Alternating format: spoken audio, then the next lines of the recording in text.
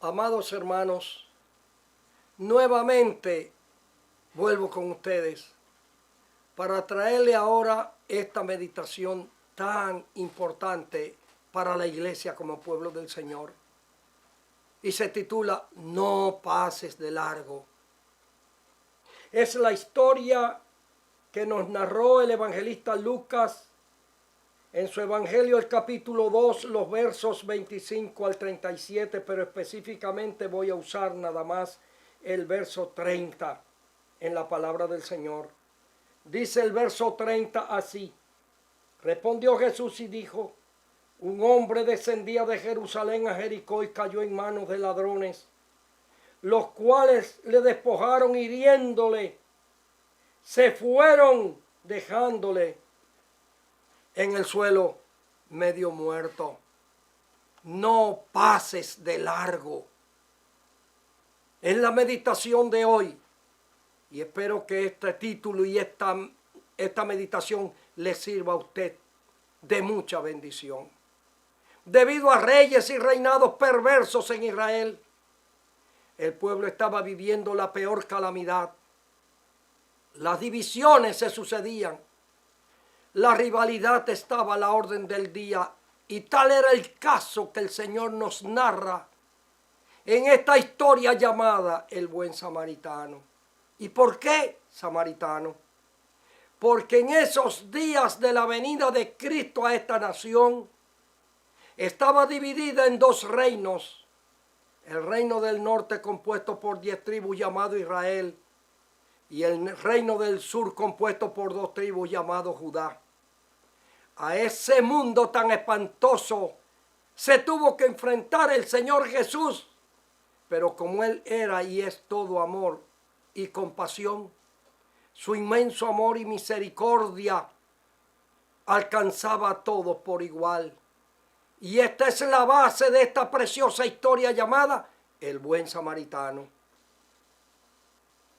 El desenlace de esta gran historia se debía a la trascendental pregunta de un intérprete de la ley, que eran los encargados de interpretar la Biblia en aquel entonces, acerca de qué cosa él necesitaba para heredar la vida eterna. De modo que mire cuán importante fue la respuesta de Jesús. Le dijo estas palabras: amarás al Señor tu Dios de todo corazón y a tu prójimo como a ti mismo. Dos aspectos importantes. No se hereda la vida eterna de otra manera, sino a través de fe en Dios y obras al prójimo. Anota esto tan importante, iglesia, que la vida cristiana está compuesta de fe y obras.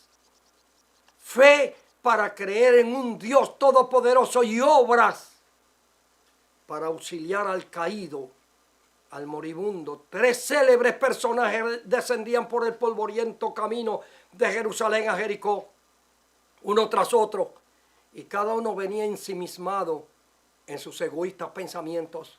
El primero, un sacerdote que en su cabalgadura se dirigía hasta Jericó, y dialogando consigo mismo acerca de cómo le habría quedado la meditación de ese día y si le habría gustado o no a los fieles y oyentes. Él no tenía ni ojos ni oídos para ver y escuchar los lamentos del herido que yacía tirado junto al camino sangrando. Y tal parece que se dijo: que se haga cargo otro, porque ya yo cumplí mi misión en el servicio del templo. En eso se concretaba su pobre vida, no en servir y socorrer. El segundo personaje, un levita. Los levitas eran los encargados de todo lo que tenía que ver con la ornamentación del templo, la vestidura de los sacerdotes, el orden total de la casa de Dios, con tal de que todo fuera atractivo y halagador para una verdadera adoración.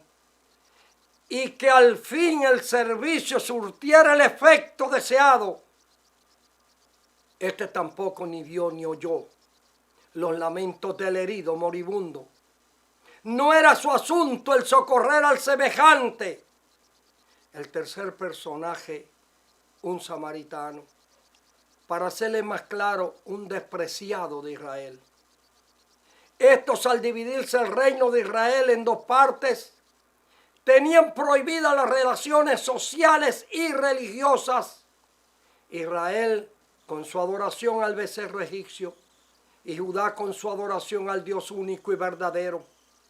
De tal manera que estaba prohibido que un pueblo pasara al otro pueblo, rigurosamente prohibido. Pero,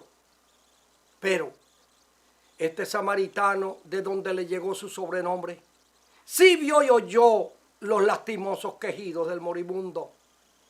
Moribundo que yacía junto al camino, y mientras que los dos anteriores personajes estaban sordos y ciegos al lamento del que sufría, lloraba y gemía en el dolor de su miseria, este buen samaritano baja de su cabalgadura, lo levanta y le ofrece la única prenda de su propiedad, su cabalgadura, y carga con sus ropas y rompe sus ropas y con ella trata de vendar las heridas sangrantes del herido, y carga con él al reclusorio llamado el mesón, y le dice al mesonero: cuídamelo, que cuando yo regrese te lo pagaré. Y le dio 2 denarios. Varias cosas dignas de resaltar en esta historia. La primera, dispuso de su cabalgadura para cargarlo y socorrerlo y llevarlo al lugar de socorro. Lo segundo, rasgó sus vestiduras para vendar sus heridas. Eso quiere decir que se perjudicó a sí mismo. Tercero, prescindió de su aceite y de su vino. Con ellos enjugó sus heridas, producto de alta calidad en Israel. Cuarto, lo puso a salvo en el mesón. La iglesia o la carroza espiritual es lo que quiere decir. Quinto, le dijo al mesonero: cuídamelo, que a mi regreso te lo pagaré. Aquí en este mesonero está la persona y obra del Espíritu Santo, cuidando al herido en el mesón iglesia hasta que Jesús regrese.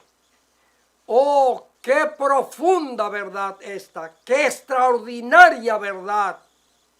La iglesia, el mesón, el Espíritu Santo, el mesonero, y allí le cuidan a todo el herido que viene de afuera, le restablecen la salud. Profunda verdad. Sexto, los 2 denarios. Y lanzo la pregunta: ¿serán acaso estos 2 denarios, estos 2000 años de demora en regresar el Señor Jesús por su herida y ya recuperada iglesia? ¿Serán estos 2 denarios que Jesús le dijo: tómalo y cuídamelo, que a mi regreso te lo pagaré? La demora de Cristo por su iglesia. Séptimo, lo más apasionante de esta historia del buen samaritano: no pasó de largo. Iglesia, no pases de largo. ¿Hasta cuándo vas a estar pasando de largo? ¿Hasta cuándo no vas a escuchar el lamento del que sufre caído en el pantano de la miseria? Iglesia, en tu ir y venir, en tu correr de esta vida agitada, no pases de largo. Detén tu camino para socorrer al caído moribundo. Detén tu paso, iglesia, en tu polvoriento camino para socorrer al que sufre, al que padece, al que se lamenta, al herido, que los hay por miles a tu alrededor. Sí, mi iglesia peregrina, ¿hasta cuándo vas a seguir pasando de largo? Mi iglesia peregrina, no sigas pasando de largo.